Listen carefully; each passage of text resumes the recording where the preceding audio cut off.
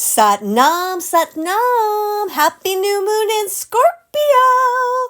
This new moon summons us to shadow work. It's a time to seek out our shadows and shake hands with our demons. It's a new moon that's shining the light of the Divine Mother on something that is ready to move. They say that this election cycle is just held in the Divine Feminine. So much juicy energy to have what is outside of us bring what is inside of us to life, to look at, transcend, heal, and have a greater sense of compassion and peace. One of the things with this new moon is that it's at 9 degrees. That's not in itself that unusual, but it is one of 7 new moons in a row. So it's like 9 degrees Scorpio, then the new moon in Sag will be 9 degrees, and Capricorn 9 degrees. So 9 is about taking action. So these new moons are addressing the parts of God for Scorpio, the places that we need to protect our feelings, protect our wounds, and go into the shadow work for healing and take action. The action is, taking the action to heal. That's it. And this is why we are putting on this amazing thing on November 8th, 9th, and 10th. So it's like a weekend workshop. You come in on Friday, you set the intention. It's all going to be very gentle and watery and lots of mantra and lots of breath work. So Friday, we set the intention. We're going to guide you through a very specific practice to prepare you for the weekend. Saturday is just a beautiful day. We're going to start the day out in nature doing yoga. Sat City, Mahan Sat City, and I will teach that. You're going to get a great healthy snack. We're going to do a little mantra meditation, mantra medicine. Then we're going to take a hike in silence. Then we're going to go back to GDF, and we're having a beautiful fall lunch. It's just amazing what's on the menu. And then we're going to do some yoga nidra, some trauma release, some sound healing, and more mantra medicine.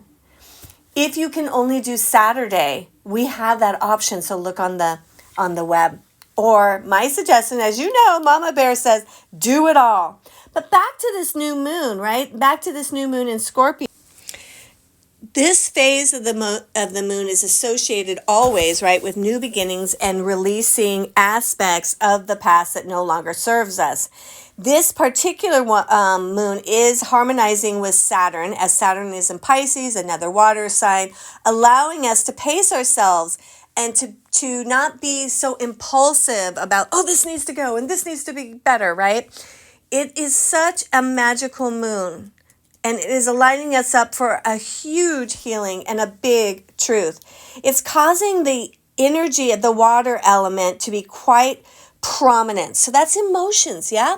And Scorpio is a protection. So it's about making a container this November, right? Where we can feel our emotions and get the energy out of them to drive us in motion towards our greatness. This is a very auspicious day, as it is a 1-1-1 day, right? And the 1 is always self-love. It's the Leo energy. It's the sun energy. This is about harnessing everything you need to love you better. And when you love you better, you're going to love the world better. So this high vibrational angel number helps us manifest and bring balance to our mind and our body and our soul. This number is also closely connected to the angelic realm. So whenever we see 111, 222, we often, right, we'll wake up at 333.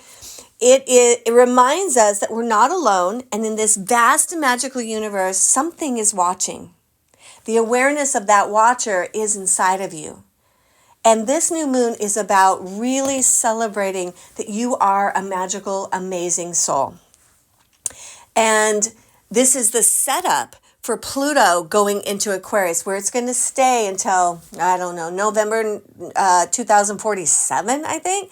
So we're definitely moving out of the strictness and the last degree of Capricorn. We're also moving out of, for the collective, out of everything for the world that was happening in 1776 to about 1780, okay?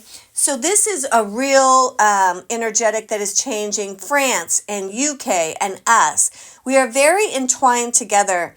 And there's a lot of, in the Scorpio realm, hidden stuff that needs to come up, that are patterns that we have been doing for hundreds of years that are wanting to change. How that changes, it's we've thrown the puzzle pieces up in the air. Anything that happens now is going to cause a chain reaction.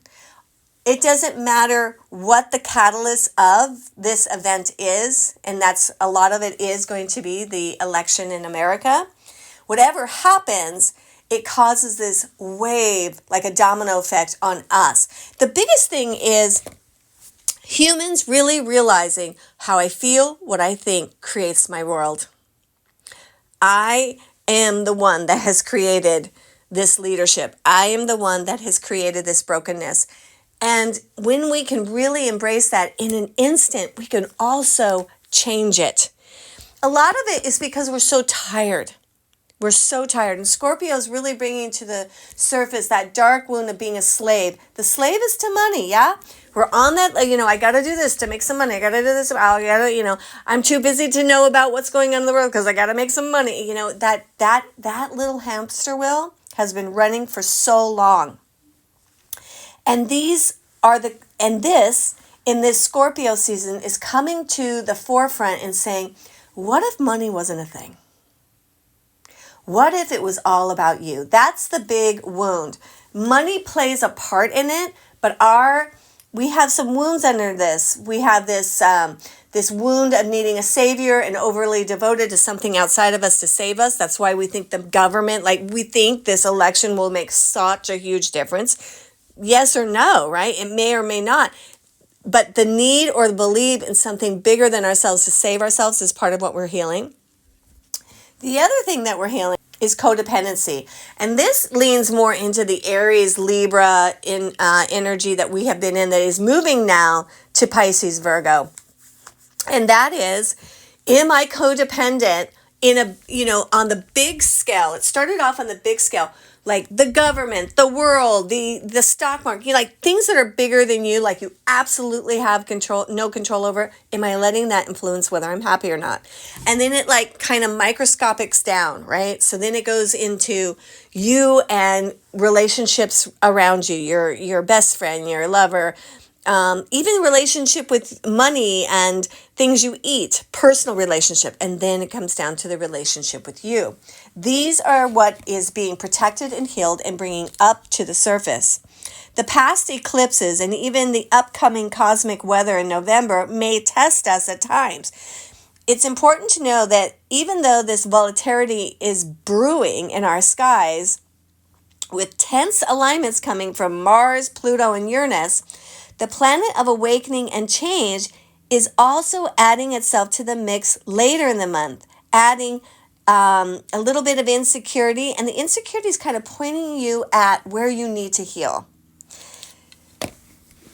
There's an idea in Kundalini that our insecurity and the management of that insecurity takes about 90% of our prana. Let me say that again. Our insecurity in life and the management of that insecurity uses up 90% of our energy. And so then how much really do we have left over that? So this Scorpio moon is about accessing the truth of what needs to be healed and making space for it. Going to a yoga class where you don't have to have the teacher tell you this. You put it in your mind's eye. You focus on that, and that practice is for you. Yeah? It's about taking these moments of walking in nature, an Epsom salt bath today, and as the water drains away, mentally noting, I am letting that insecurity drain away. I really encourage you to go on the website, check out the whole 3, the Friday evening, Saturday, Sunday, half day workshop.